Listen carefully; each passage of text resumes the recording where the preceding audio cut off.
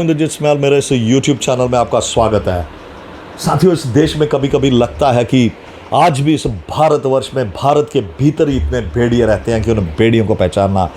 बड़ा ही मुश्किल हो जाता है। और सबसे बड़ी बात यह है कि ये वो भेड़िए हैं, किस प्रकार ये भेड़िए इस प्रकार देश के विरुद्ध काम करते हैं, आने वाली हमारे नस्लों को इस प्रकार गुमराह करते हैं कि यदि हम कभी कभी सोचते हैं तो अपने आप में भी शर्म आ जाती है। हाल ही में जम्मू कश्मीर सरकार, जिसका मुखिया उमर अब्दुल्ला है, उन्होंने एक जो किताब है उस किताब को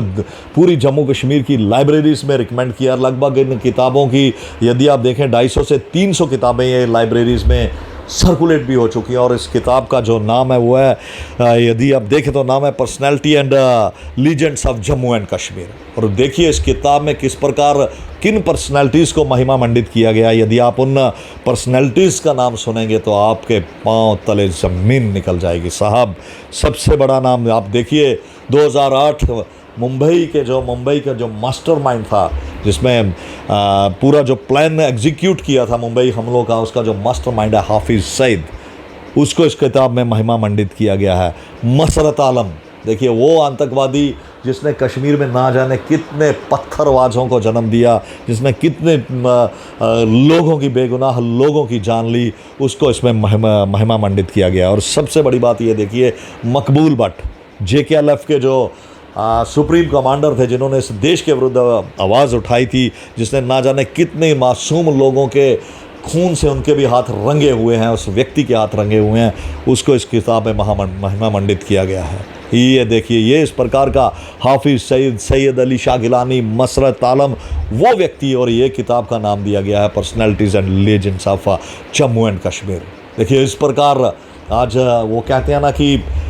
चोर चोरी से जाए लेकिन हेरा फेरी से नहीं जाता। ये वही national conference doctor Farooq Abdullah और उमर अब्दुल्ला की सरकार है, जो 90 के दशक में आपको याद होगा, जब आतंकवाद अपने पूरे चरम सीमा पे था, कत्लो गादर पूरी चरम सीमा पे थे, तो यही फारूक अब्दुल्ला सब कुछ छोड़ छाड़ के लंदन भाग गए थे। और 1996 में तब वापस आए जब कांग्रेस की सरकार ने दोबारा वहाँ का मुख्यमंत्री बनाया। और इस प्रकार ये पूरी घटनाएँ चलती रहीं। लेकिन आप सबसे बड़ी बात ये देखिए कि इस समय प्रदेश में एक ऐसी सरकार है जिसने जम्मू कश्मीर में उस तबाही के मंजर को रोका है।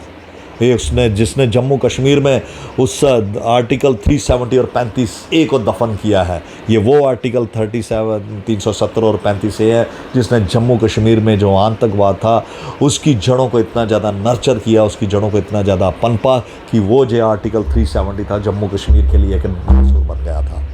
और आप यकीन मानिए, और उसके बाद की अब राजनीति देखिए कि इस प्रकार की पढ़ाई, और जिसके सर्वसवा उमर अब्दुल्ला है, उन्हीं के नीचे और एक कमेटी बनाई जाती है जिसमें जम्मू कश्मीर के जो टॉप हिस्टोरियंस हैं वो इनके ऊपर आर्टिकल लिखते हैं और आर्ट बताते हैं कि देखिए मसरत आलम एक बहुत बड़ी पर्सनालिटी हुए, हाफिज़ सईद बहुत बड़ी पर्सनालिटी हुए, मकबूल भट्ट बहुत बड़ी पर्सनालिटी हुए, सैयद अली शाह गिलानी बहुत बड़ी पर्सनालिटी हुए। खैर ये तो एक बड़ा था, लेकिन इस किताब का शायद किसी को पता नहीं चलता। लेकिन जम्मू कश्मीर में जो विपक्ष के नेता हैं सुनील शर्मा, उन्होंने जब इस किताब को लेके कल एक बड़ी प्रेस कॉन्फ्रेंस की, और सभी जब जैसे ही ये प्रेस कॉन्फ्रेंस ऑन एयर हुई तो सभी के हाथ पांव सुन्न हो गए। जिस प्रकार के तथ्य सामने आए, जिस प्रकार की सारी चीज़ें सामने आई, वो चीज़ों ने हर एक उस देशभक्त जो व्यक्ति था उसके सर को शर्म से झुका दिया। बहरहाल हम समझते हैं कि LG मनोज सिन्हा ने इस पर कड़ी कार्रवाई करते हुए 8 जो गवर्नमेंट ऑफिसर्स थे उनको सस्पेंड कर दिया गया है, जो पब्लिशर्स हैं, ऑथर्स हैं, उनको बैन कर दिया गया है। लेकिन हमारा सवाल इससे नहीं है,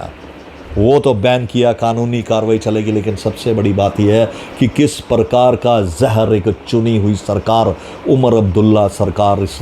जम्मू कश्मीर में जो आने वाली पीढ़ी है उनके दिमागों में खोल रही है, उन्हें सिखाया जा रहा है। और ये किताब आप याद रखिए, ये हाई सेकेंडरीज़ की लाइब्रेरीज़ में ये किताब गई है,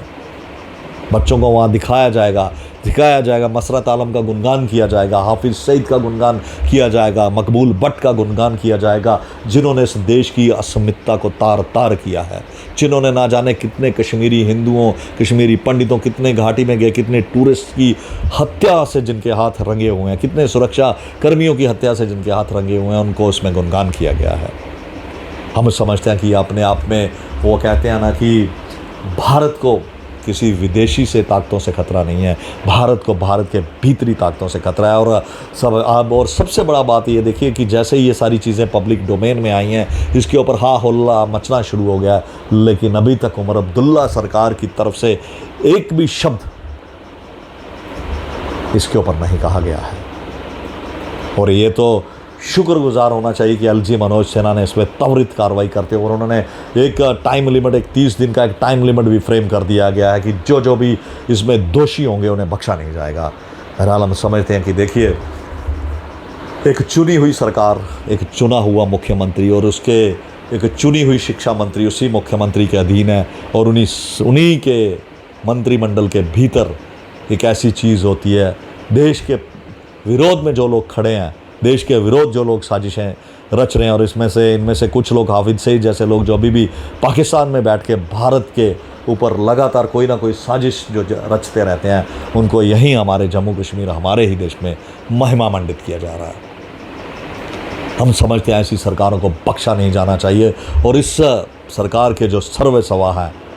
मुख्यमंत्री उमर अब्दुल्ला, उनके ऊपर पूरी तरह से कानूनी कार्रवाई होनी चाहिए, क्योंकि कैसे का मुख्यमंत्री और उसके शिक्षा मंत्री के नीचे इस प्रकार का देश विरोधी लिटरेचर वो भी प्रदेश के स्कूल में पहुंच जाता है, और वो पब्लिशर्स